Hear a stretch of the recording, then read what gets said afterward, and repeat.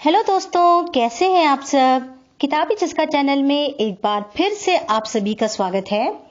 दोस्तों, गणपति उत्सव के इस पावन पर्व पर मैं आप सबके सामने एक पौराणिक कहानी लेकर आई हूं जो मैंने अपनी नानी दादी से सुनी थी।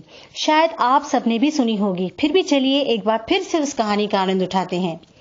दोस्तों, वैसे तो गणेश जी के अनेकों नाम हैं, जैसे विनायक, लंबोदर, विघ्नहर्ता, धूम्रकेतु, गणाध्यक्ष, एकदंत, गौरीपुत्र, सुमुख, गजानन और ना जाने कितने।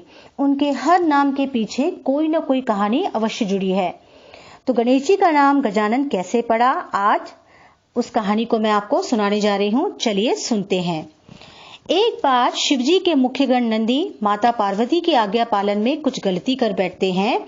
यह देख पार्वती अपने शरीर के मैल और उपटन से एक बालक का निर्माण कर उसमें प्राण डालकर उससे कहती हैं कि तुम मेरे पुत्र हो और आज से तुम सिर्फ मेरी आज्ञा का पालन करोगे। तत्पश्चात माता पार्वती उस बालक को अपने भवन के मुख्य द्वार पर पहरा देने की बात कह स्नान करने अंदर चली जाती हैं और जाते जाते उसे स्पष्ट निर्देश देती हैं कि किसी को भी अंदर प्रवेश मत करने देना। माता पार्वती की आज्ञामान बालक भवन के मुख्य द्वार पर आकर पहरा देने लगता है।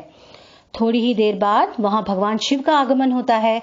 द्वार पर एक नन्हे से बालक को देख वे आश्चर्य में पड़ जाते हैं, परंतु उस बालक से कुछ ना कहे वे भवन के अंदर जाने लगते हैं कि तभी बालक उन्हें विनम्रता से अंदर जाने से रोकता है। भगवान शिव बालक के बारे में कुछ भी नहीं जानते थे, अतः बालक की धृष्टता देख वे क्रोधित हो जाते हैं और इस तरह उन दोनों के बीच कहासुनी होने लगती है और यह कहासुनी इतनी बढ़ जाती है कि युद्ध का रूप ले लेती है। और फिर शिव उस बालक पर त्रिशूल से प्रहार कर उसका सिर धड़ से अलग कर देते हैं। थोड़ी देर बाद जब पार्वती स्नान कर बाहर आती हैं और अपने पुत्र की अवस्था को देख विलाप करने लगती हैं और शिव से कहती हैं कि इन्होंने ये क्या अनर्थ कर डाला, अपने ही पुत्र को मौत के घाट उतार दिया। और पुत्र विछोह में जोर जोर से रोने लगती हैं। उनका रोना धोना सुनकर सभी देवी देवता वहां आ जाते हैं और सारी बात जानकर शिव से बालक को नया जीवन देने की बात कहते हैं। उन सब की बात सुन शिव भगवान विष्णु से उत्तर दिशा की ओर जाकर वहां मिलने वाले प्रथम प्राणी का सिर लाने की आज्ञा देते हैं। उत्तर दिशा में विष्णु को हाथी दिखाई देता है और वे उसका सिर काटकर ले आते हैं। शिव उस हाथी के सिर को बालक के धड़ से जोड़ देते हैं और इस तरह बालक पुनर्जीवित हो जाता है। बालक का सिर हाथी का होने की वजह से उसका नाम गजानन पड़ता है। वहां उपस्थित सभी देवी देवता बालक गजानन को ढेर सारा आशीर्वाद देते हैं। शिव भी अपने पुत्र को पाकर अत्यंत प्रसन्न हो जाते हैं और उसे प्रथम पूज्य देवता होने का आशीर्वाद देते हैं। कहते हैं कि किसी भी कार्य का शुभारंभ उनकी पूजा से होगा। तो दोस्तों, देखा आपने कि किस तरह भगवान गणेश का नाम गजानन पड़ा था। तो दोस्तों, अब चलते चलते एक छोटी सी कहानी मैं आपको सुना देती हूँ। एक गांव में एक गरीब अंधी बूढ़ी माँ अपने बेटे और बहू के साथ रहती थी। वह हमेशा भगवान गणेश की भक्ति में लीन रहती।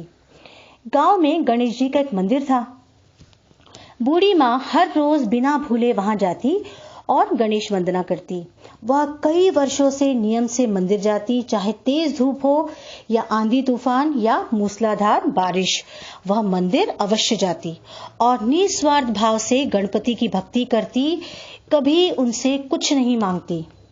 उसकी इस निश्चल निस्वार्थ भक्ति को देख गणेश जी अत्यंत प्रसन्न हो जाते हैं और उसके सामने प्रकट होकर उससे एक वरदान मांगने को कहते हैं। बूढ़ी माँ की खुशी का तो पारावार ही नहीं रहता। उसे कुछ नहीं सूझता कि वह क्या मांगे, अतः गणेश जी से अगले दिन आकर वरदान मांगने की बात कह वह अपने घर वापस आ जाती है। घर पर वह अपने बेटे बहू से वरदान की बात कहती है तो बेटा उसे धन संपत्ति मांगने को कहता है, तो बहू उसे पोता मांगने की बात कहती है।